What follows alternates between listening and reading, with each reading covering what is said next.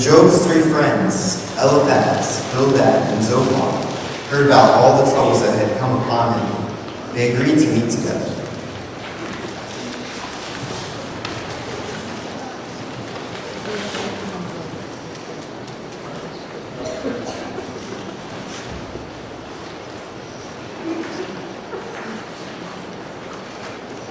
Zophar, let me ask you a question.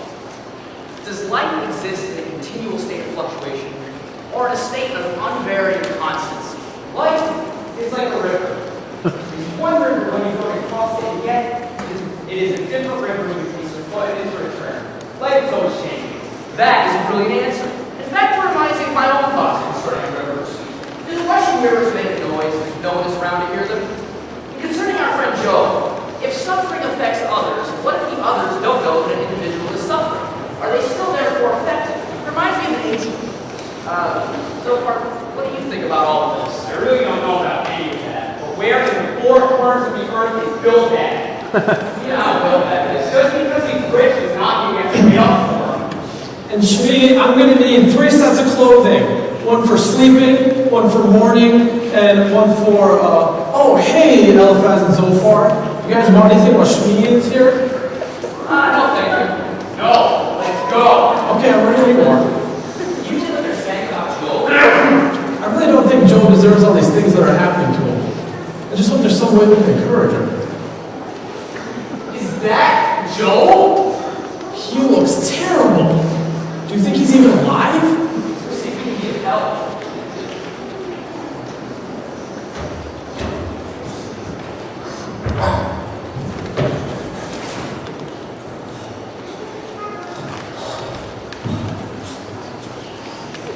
Job's friends didn't know what to say when they saw how much suffering Job was in. They sat quietly with him for 7 days and 7 nights. Finally, Job breaks the silence. Why was I even born? May those that curse days curse that day. I wish I would have died an infant.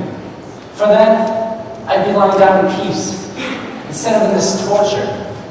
Sighing comes to me instead of food. My groans pour out like water. I have no peace, no quietness.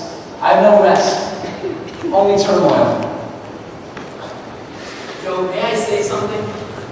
Over the years, you've been a help to all of us. But now that trouble strikes you, you are discouraged. But I want you to contemplate this. Have the innocent ever been destroyed? The way I see it, it's those who plow evil and sow trouble that reap disaster. Job, there's still hope for you. I wish my anguish could be weighed, and my misery be placed in the scale. Surely it would outweigh the sand of the sea. What strength do I have that I should hope? What prospects that I should be patient? Let me tell you about a dream. A terrifying spirit glided across my face, and it said, "Can a man be more righteous than God? You should take your case before him. Blessed is the man who God corrects.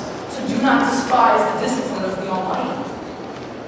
For he wounds, but he also binds up. He injures, but his hands also bring healing. Things can only get better for you if you accept this discipline.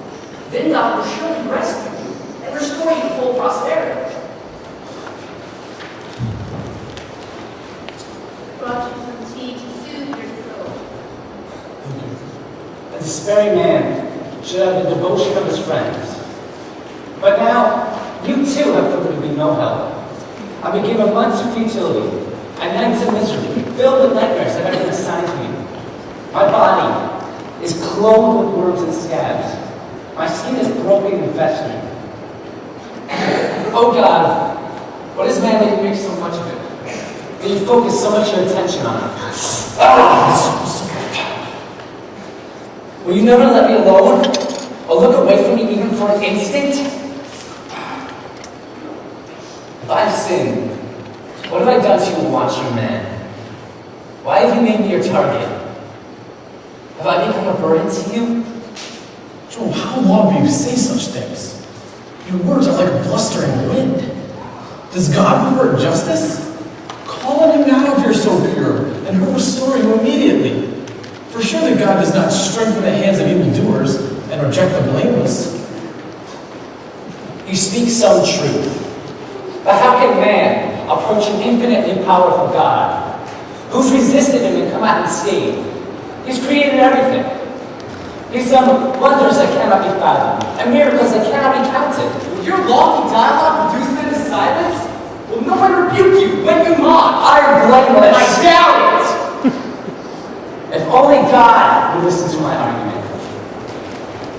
He probably crushed me with the storm. I multiply my wounds for no reason. He would not let me regain my breath, or would overwhelm you with misery. It is useless. God destroys both the blameless and the wicked. If only there was someone to mediate between us, someone to remove God's rod from me, that this terror would frighten me no more. I would speak up to God, but as it stands now, I cannot. You say God. My beliefs are flawless. Now pure in your sight. Oh, I wish God could speak. I loathe my very life. Therefore, I'll complain all I want. Hold up, Joe! God, does it please you to oppress me while you smile at the schemes of the wicked? It was your hand that shaped me and made me. Will you not turn and destroy me? You gave me life, and show me kindness, and in your providence wash over my spirit. Will you now turn and destroy me? Job, do you really think you can understand all the mysteries of Almighty God? If you would just put away the sin that is in your hand, without knowing what can fall in your tent, then life would get better from here. Be filled with hope, and friends will surround you. But the eyes of the wicked will fail, and escape will elude them. Their cries of hope will become a dying gasp. Doubtless, you are the people, and wisdom will die with you. Become a mere laughing stock to my friends, though I'm still righteous.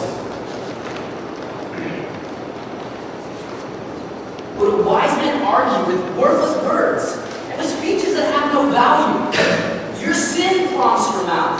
Your own mouth condemns you, not ours. Your lips testify against you.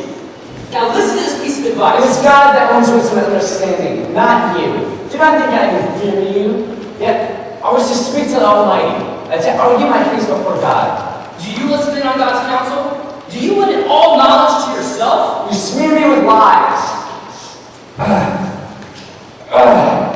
Worthless physicians, all of you. If only you were to altogether be silent. For you, that would be wisdom.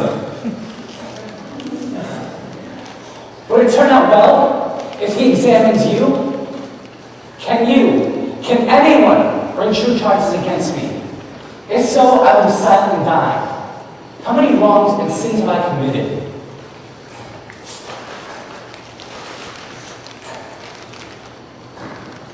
Oh God, why do you consider me your enemy? Man's days are few and full of trouble. He springs up like flowers and withers away. Like a fleeting shadow, he does not endure. When a man dies, will he live again?